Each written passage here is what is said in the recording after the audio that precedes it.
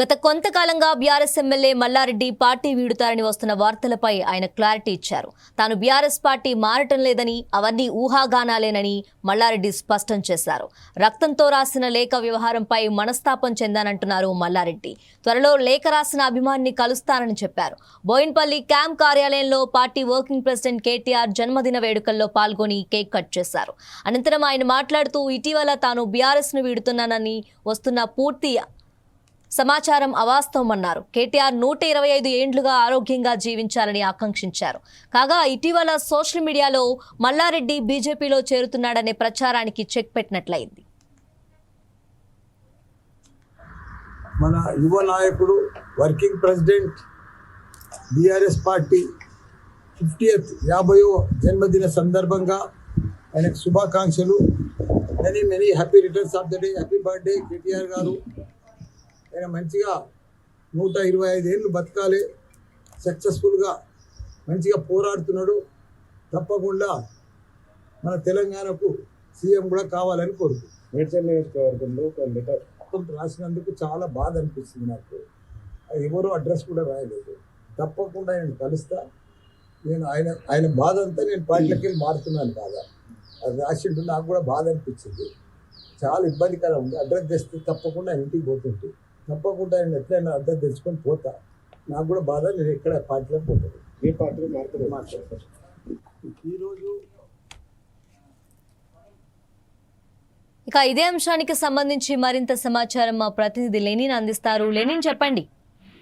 Tejaswi BRS పార్టీకి సంబంధించినటువంటి మాజీ మంత్రి మల్లారెడ్డి పార్టీ మారుతున్నాడు అనే అంశం పైన తను స్పందించారు. అయితే పార్టీ మారు కూడా తను క్వశ్చన్ చేయడం జరిగింది. ఈ పార్టీలో చేరే ఆలోచన లేదని చెప్పేసి కూడా తనైతే చెప్పడం జరిగింది. గత కొంతకాలంగా మల్లారెడ్డి పార్టీ మారుతాడనే చర్చ కొనసాగుతున్నటువంటి నేపథ్యంలో ఈ రోజు కేటీఆర్ జన్మదిన సందర్భంగా ఏర్పాటు చేసినటువంటి కార్యక్రమంలో మల్లారెడ్డి పాల్గొన్నాడు. ఆ కార్యక్రమం అనంతరం మీడియాతో మాట్లాడుతూ మల్లారెడ్డి అయితే తన పార్టీ మారే ఆలోచన లేదని చెప్పేసి కూడా స్పష్టం చేయడం జరిగింది. గత కొంతకాలంగా అటు కాంగ్రెస్ పార్టీలో అటు బీజేపీ పార్టీలో చేరుతాడని చెప్పేసి కూడా సోషల్ మీడియాలో అనేక చర్చ అయితే జరుగుతుంది. ఈ నేపథ్యంలో అటు మల్లారెడ్డి అయితే స్పందించారు. మరి గత ఏదైతే మొన్న జరిగినటువంటి అందశ్రీ సంబంధించినటువంటి జయంతి పురస్కరించుకొని జరిగినటువంటి సభ వల్ల వేదిక పైన సీఎం రేవంత్ రెడ్డి మాట్లాడుతూ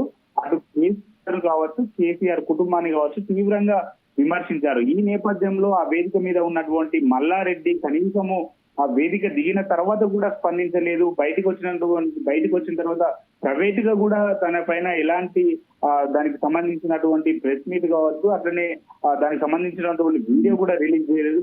మల్లారెడ్డి మౌనం వెనుక రహస్యం ఏంటి అని చెప్పేసి కూడా కొంత చర్చ జరిగింది. మల్లన్న ఎందుకు అలా చేసినావు అని చెప్పేసి కూడా అనేక మంది పోస్టులు పెట్టుకున్నటువంటి నేపథ్యం. మరి మల్లారెడ్డి ఖచ్చితంగా పార్టీ మారుతున్నాడు, పార్టీ మారడం కోసమే మౌనంగా ఉన్నాడు అనేది కొంత చర్చ జరుగుతున్నటువంటి నేపథ్యంలో బీఆర్ఎస్ నాయకులు కూడా తీవ్రంగా అటు మల్లారెడ్డి ఏదైతే సైలెంట్ గా ఉన్నటువంటి దానిపైన అటు తీవ్రంగా విమర్శిస్తున్నారు. మరి ఈ నేపథ్యంలోనే మల్లారెడ్డి ఏ పార్టీకి పోవడం లేదు అని చెప్పేసి కూడా స్పష్టం చేయడంతో పాటు అటు కేటీఆర్ జన్మదినాన్ని పురస్కరించుకొని ఏర్పాటు చేసిన సభలో కేటీఆర్ శుభాకాంక్షలు తెలుపుతూ అటు 125 ఏళ్లు బతకాలి అని చెప్పేసి కూడా ఆరోగ్యాలతో ఉండాలని చెప్పేసి కూడా కోరుకోవడం జరిగింది. మరి కొంతకాలంగా మల్లారెడ్డి పార్టీ మారుతున్నాడు అని చెప్పేసి కూడా మల్లారెడ్డి కావాల్సుకొని సైలెంట్ గా ఉన్నాడు అని చెప్పేసి కొంత చర్చ జరుగుతున్నటువంటి నేపథ్యంలో మల్లారెడ్డి పార్టీ మారను అని ఇచ్చినటువంటి క్లారిటీ పైన కొంత ఆసక్తికర వాతావరణం అయితే నెలకొంది. అంటే ఈ ప్రవర్తనపై అంటే ఎటువంటిగా ఎలాగా రెస్పాండ్ అవ్వకపోవడం, మొన్న ప్రీతిరెడ్డి ఆయన కోడలు ప్రీతిరెడ్డి కూడా బీజేపీ వాళ్ళని కలవటం ఇదంతా చూసిన తర్వాత అంటే బీఆర్ఎస్ శ్రేణులే ఈయనని సస్పెండ్ చేయమని కోరారని విన్నాము. ఇది ఎంతవరకు నిజం? అసలు దీని మీద ఏదైనా ఇన్ఫర్మేషన్ ఉందా మీ దగ్గర? ఇంటర్నల్ గా అటు బీఆర్ఎస్ పార్టీలో కొంత చర్చ జరుగుతా ఉన్నది. మల్లారెడ్డి ఖచ్చితంగా పార్టీ మారుతాడు అనే కొంతమంది అయితే పార్టీ ఏదైతే అధిష్టానం దృష్టికి తీసుకెళ్లడం జరిగింది. ఈ నేపథ్యంలో పార్టీ కూడా ఆలోచనలో ఉంది. ఎందుకంటే మల్లారెడ్డి గత బీఆర్ఎస్ ప్రభుత్వ హయాంలో మాజీ మంత్రిగా అటు మినిస్టర్ గా ఉన్నటువంటి నేపథ్యం తెలిసిందే. అయితే ఇదే అంశానికి సంబంధించి సీనియర్ నాయకుడిగా ఉన్నటువంటి మల్లారెడ్డి అటు పదే కేసీఆర్ ను పొగడడం కావచ్చు, కేటీఆర్ ను పొగడడం కావచ్చు, ఏ వేదిక మీద చూసుకున్నా కానీ మల్లారెడ్డి అటు కేసీఆర్ కుటుంబాన్ని కావచ్చు, బీఆర్ఎస్ పార్టీని కావచ్చు, అది ఎక్కువగా ప్రేమించినట్టుగా అయితే మాట్లాడుతూ ఉంటాడు. మరి ఈ నేపథ్యంలో మల్లారెడ్డి ఒక్కసారిగా ఇలా ఎందుకు మారాడు అనే దానిపైన కొంత చర్చ జరుగుతా ఉన్నది. ఎందుకంటే సీఎం రేవంత్ సభలో మల్లారెడ్డి ఉండడం, రేవంత్ సభలో అటు అదే రోజు సర్వనగర్ స్టేడియంలో దానికి సంబంధించినటువంటి విద్యార్థులకు సంబంధించినటువంటి అటు సదస్సు జరగడం జరిగింది. ఆ సదస్సులో కూడా మల్లారెడ్డి పాల్గొనకపోవడము, ఇటీవల కాలంలో పార్టీ జరుపుతున్నటువంటి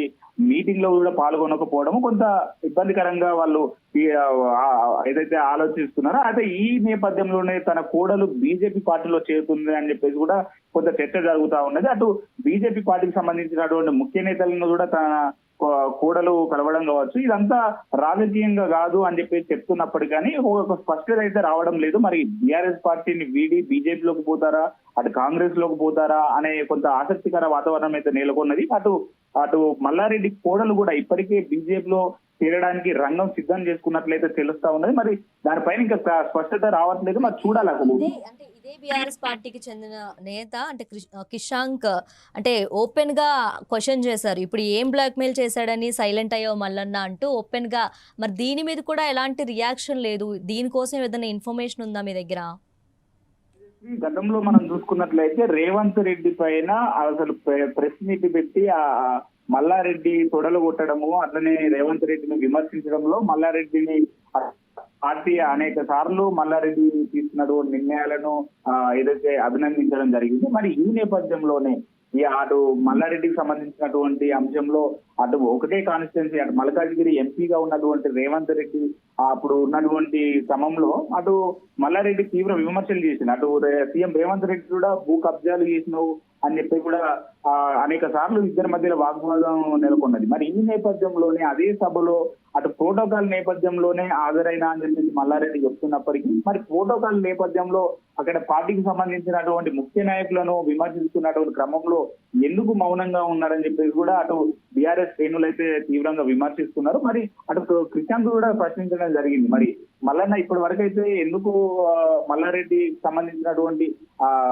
విషయాలంతా సోషల్ మీడియాలో వైరల్ అవుతున్నాయి, ఎందుకు స్పందించట్లేదు అని చెప్పేసి కూడా గత 4-5 రోజుల నుంచి వెయిట్ చేస్తున్నాం. మరి ఈ రోజు అయితే ఎట్టకేలకు మల్లారెడ్డి అయితే స్పందించడం జరిగింది. అటు నేను పార్టీ మారేది లేదని చెప్పేసి కూడా క్లారిటీ ఇచ్చారు. మరి చూడాలి అసలు మల్లారెడ్డి మౌనం వెనుక పార్టీ మారే అవకాశాలు ఉన్నాయా, లేకుంటే కావాల్సుకొని సైలెంట్ అయ్యాడా? ఒకవేళ రేవంత్ రెడ్డి ఏదైతే సంబంధించినటువంటి మల్లారెడ్డికి సంబంధించినటువంటి అటు భూ కబ్జా చేశారనే ఆరోపణలు కావచ్చు, అటు కాలేజీలలో అధిక ఫీజులు వసూలు చేస్తారనే ఆరోపణలు కావచ్చు, ఇలాంటి అనేక ఆరోపణలు మల్లారెడ్డి పైన ఉన్న నేపథ్యంలో మరి రేవంత్ రెడ్డి ప్రభుత్వానికి భయపడి మల్లారెడ్డి సైలెంట్ అయ్యాడా, లేకుంటే పార్టీ మారడానికి సైలెంట్ అయ్యాడా అనే కొన్ని క్వశ్చన్స్ మాత్రం ప్రజల్లో అయితే రేజ్ అవుతున్నాయి. మరి అట్లా పార్టీలో కూడా కొంత మల్లారెడ్డి పైన ఫోకస్ చేసినట్లయితే తెలుస్తా ఉన్నది.